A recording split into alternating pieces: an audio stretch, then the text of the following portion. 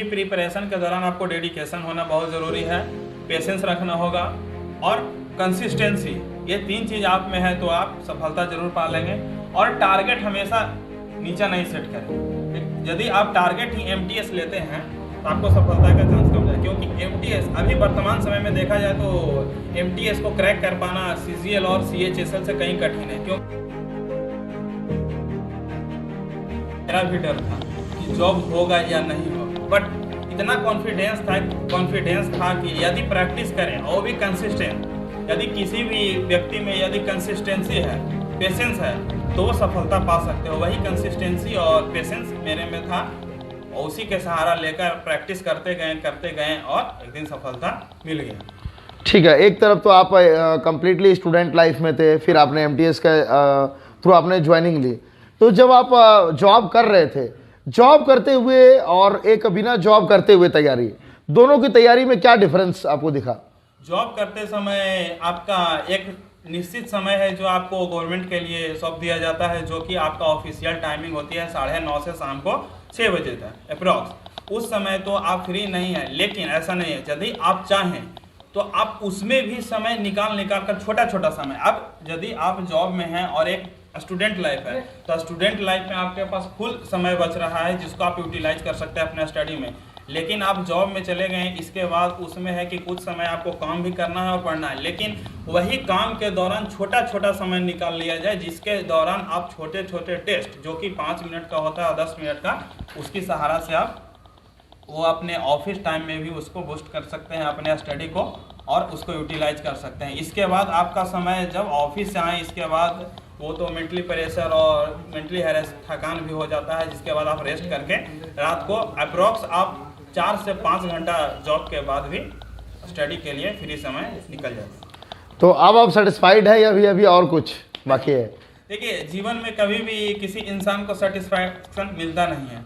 जो जितना ऊपर जाता है उसका चाहत उतना ही बढ़ते जाता है। जैसे कि एक जब छोटा बच्चा होता है तो उसको चाहत होता है कि एक साइकिल मिल जाए, और साइकिल मिल जाता है, इसके बाद जब वो बड़ा होता है कहता नहीं साइकिल नहीं, बाइक मिल जाए तो बढ़िया है, बाइक मिल जाएगा, इसके बाद कहेगा 4 व्हीलर मिल जाए। तो उसी तरह से इंसान का कभी सेटिस्फैक्शन नहीं मिलता है। लेकिन ठीक है, सेटिस्फैक्शन नहीं है, लेकिन एक संतोषम परम सुखम वाला संतोषम परम सुखम रखना चाहिए, कोशिश तो करते रहना चाहिए आगे बढ़ने का। इसी तरह से हम लोग भी आगे कोशिश करते रहें। तो आपका नेक्स्ट टारगेट या फिर कहे नेक्स्ट ड्रीम क्या है?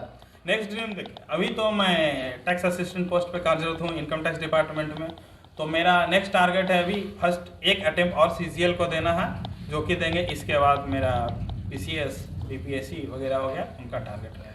तो इस बार आप CGL के एग्जामिनेशन दे करके कौन सा पोस्ट हासिल करना चाहते हैं?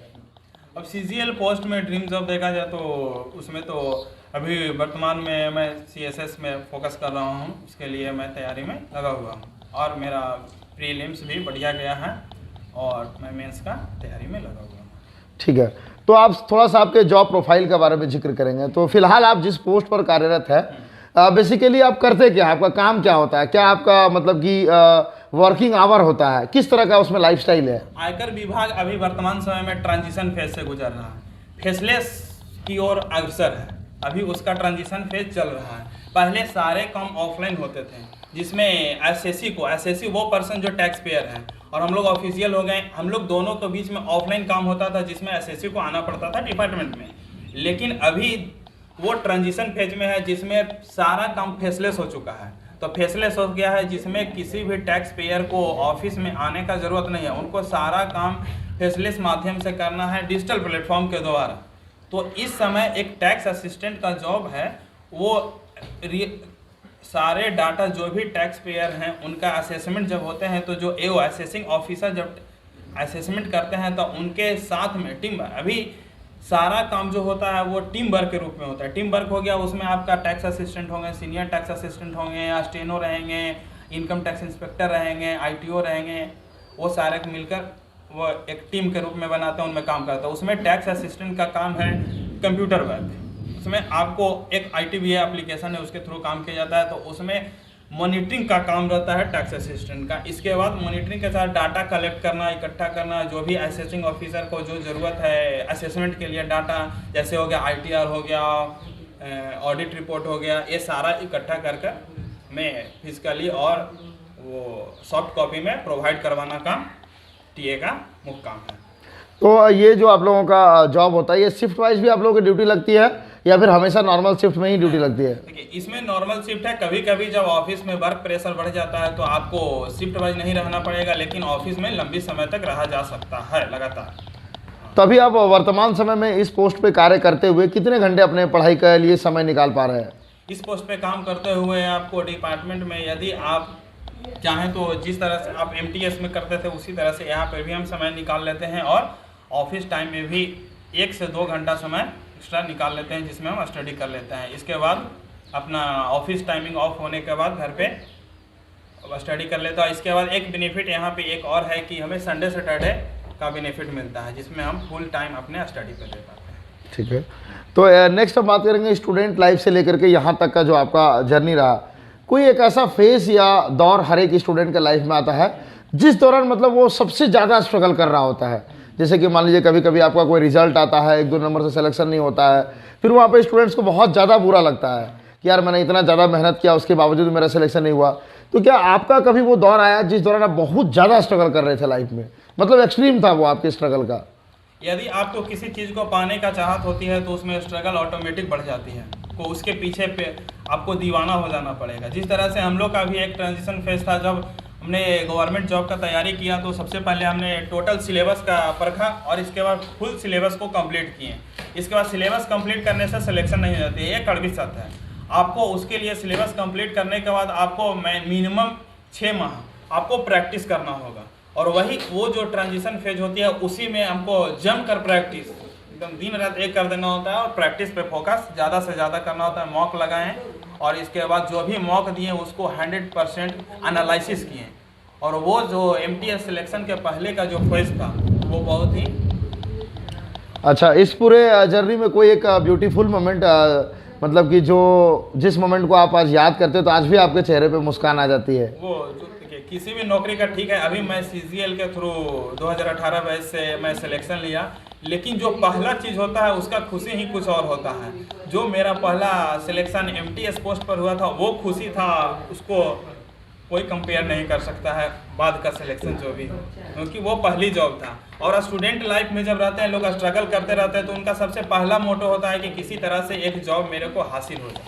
हाँ, वो पल था एक याद करने वाला, अभी भी याद करते हैं तो बस खुशी मिलती है। तो अभी कई सारे एस्पायरेंट्स होंगे जो कि एसएससी एमटीएस की भी परीक्षा की तैयारी कर रहे होंगे, कोई एसएससी सीजीएल की भी परीक्षा की तैयारी कर रहे होंगे।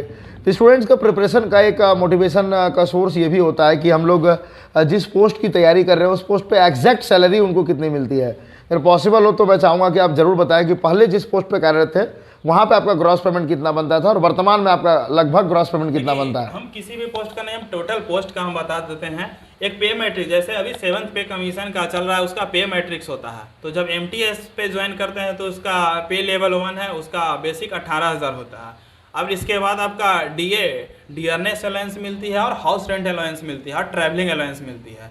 तो आपका बेसिक पे ही सारा रेकन के ज्ञात किया जाता है। तो आपका डीए प्रेजेंट समय में जितना चल रहा है उसके हिसाब से जैसे 33% हो गया, और एचआरए आपका सिटी पे डिपेंड करता है कि कौन सी सिटी में हम लोग पोस्टेड हैं। ऐसे वो 3 कैटेगरी में बांट दिया गया है एचआरए के बेसिस पे, एक्स, वाई और जेड कैटेगरी में। जैसे कि कोई भी सर जो एक्स कैटेगरी में है उनका 36% एचआरए है, सॉरी 27%, और जो वाई कैटेगरी में उनका 18% है, और जो जेड कैटेगरी में उनका 9% है बेसिक का। और इसके बाद डीए वर्तमान समय में बता चुका हूँ। तो वो सारे कैलकुलेट करने के बाद जब एमटीएस पोस्ट पर यदि वर्तमान समय में आप ज्वाइन करते हैं तो आपका एक्स कैटेगरी में अप्रॉक्स 29,000 सैलरी मिलेंगे in hand with HRA house rental. Next हम लोग सीजीएल की बात करें तो अब सीजीएल में आइए तो सीजीएल में बहुत से ग्रेड पे का जॉब है। उसमें जो सबसे लोअर ग्रेड पे वो लेवल 4 का जॉब होता है, उसका बेसिक आपका 2400 ग्रेड पे होता है।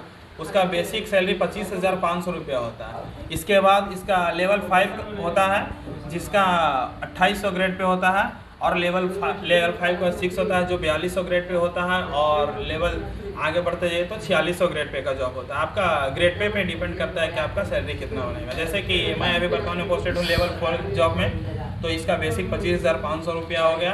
तो वाई कैटेगरी में इसका सैलरी अप्रॉक्स 39,000 इन हैंड मिलती है। चलिए, आपने काफ़ी अच्छा हमारे सारे स्टूडेंट्स के सारे सवालों का जवाब दिया। हमारे सब्सक्राइबर्स के लिए और कोई फाइनल मैसेज? फाइनल में से यही है कि किसी भी प्रिपरेशन के दौरान आपको डेडिकेशन होना बहुत ज़रूरी है, पेशेंस रखना होगा और कंसिस्टेंसी, ये 3 चीज़ आप में है तो आप सफलता जरूर पा लेंगे।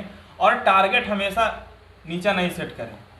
यदि आप टारगेट ही MTS लेते हैं तो आपको सफलता का चांस कम है, क्योंकि MTS अभी वर्तमान समय में देखा जाए तो MTS को क्रैक कर पाना CGL और CHSL से कहीं कठिन है, क्योंकि उसमें आपका केवल एक ही स्टेज है जिसमें आपको मैक्सिमम मार्क्स लाने की ज़रूरत होती है। लेकिन आपका वो CHSL और CGL है, यदि इसमें आपका मान लिया कि 2-4-10 क्वेश्चन गलत भी हो जाते हैं, 2-4 क्वेश्चन, तो आप इसको अगले नेक्स्ट स्टेज में आप कवर कर सकते हैं। बट MTS में ऐसा नहीं है। इसके लिए आपको कंसिस्टेंसी होना चाहिए और गोल को हायर सेट कर, तभी आप जाके सफलता पाएंगे। चलिए, थैंक यू सो मच हमारे साथ जुड़ने के लिए।